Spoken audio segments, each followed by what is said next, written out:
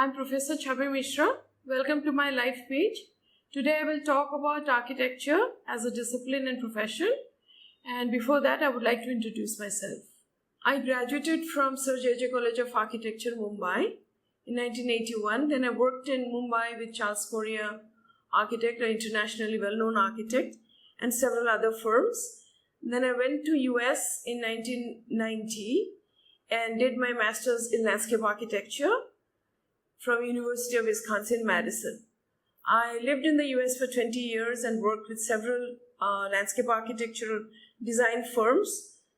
The longest time I was in Michigan, Ann Arbor, and then I worked with SmithGroup JJR, an internationally well-known landscape architectural firm who were pioneers of campus master planning. Then I worked with Bosse and Turner and several other design firms in Austin, Texas.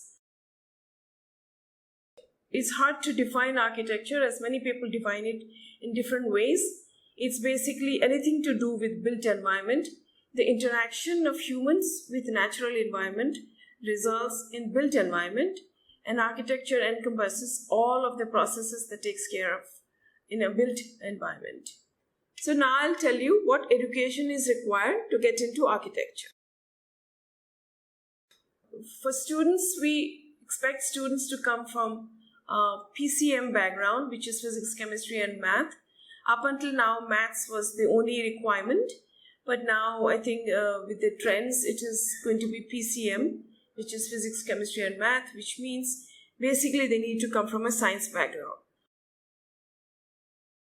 One of them is graphic skills. They need to be able to express their ideas, their designs through graphics, whether initially it is manual, hand-drawn sketches and art through the form of art and drawings and designs.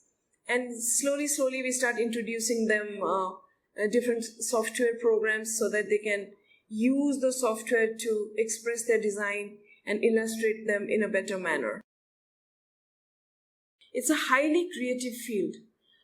It actually sensitizes each and every person who comes in to study architecture. Within a semester, they become a different person because their five senses become very alert.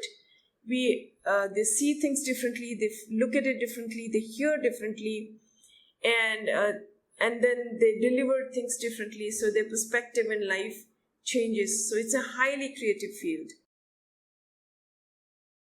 For the most part, the role of an architect is still quite misunderstood. People don't accept them as that they can do it all.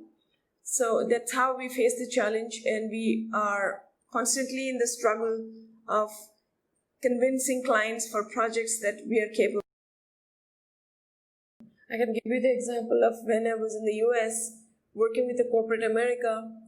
Every day was different.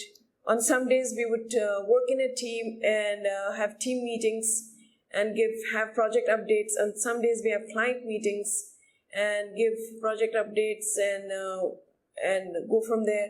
Other days we would have site visits all day or attend conferences and seminars, or we could go on a trip somewhere. So it's every day varies for an architect. I hope I've given you a good summary and background of what architecture means, what an architect does, and what are the skills and knowledge required to become an architect, and what are the challenges and constraints the profession has, what are the positives of the field, and I hope it helps. Thank you very much.